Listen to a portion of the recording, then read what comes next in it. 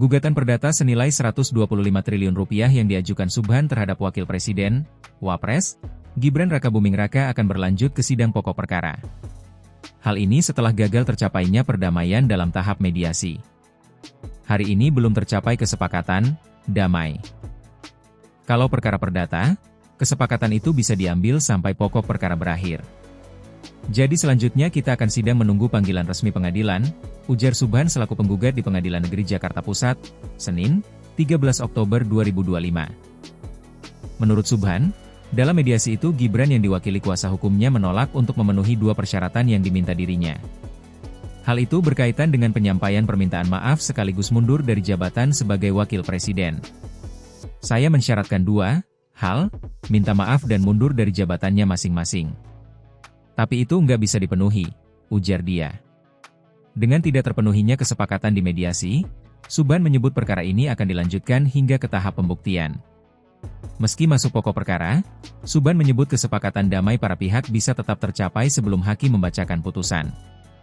Saya tetap berharap baik aja sama Gibran.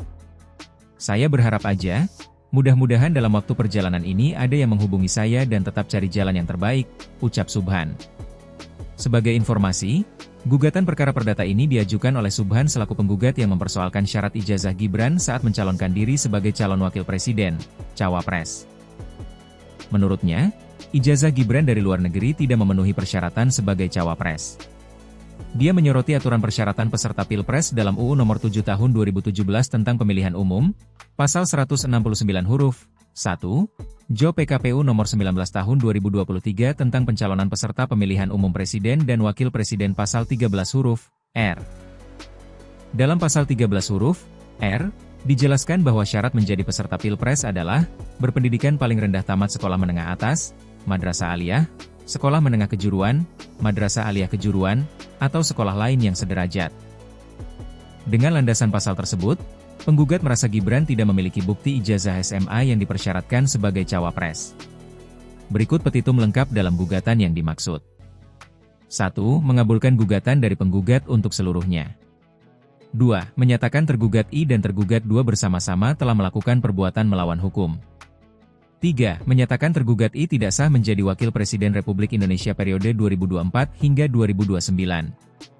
4. Menghukum para tergugat secara tanggung renteng membayar kerugian material dan imaterial kepada penggugat dan seluruh warga negara Indonesia sebesar Rp125 triliun 10 juta dan disetorkan ke kas negara. 5. Menyatakan putusan ini dapat dilaksanakan terlebih dahulu, with Foerbaar bij for Raad, meskipun ada upaya hukum banding, kasasi dari para tergugat. 6. Menghukum para tergugat secara tanggung renteng untuk membayar uang paksa, duangsom, sebesar Rp100 juta setiap hari atas keterlambatannya dalam melaksanakan putusan. 7. Menghukum para tergugat secara tanggung renteng untuk membayar biaya yang timbul dalam perkara ini.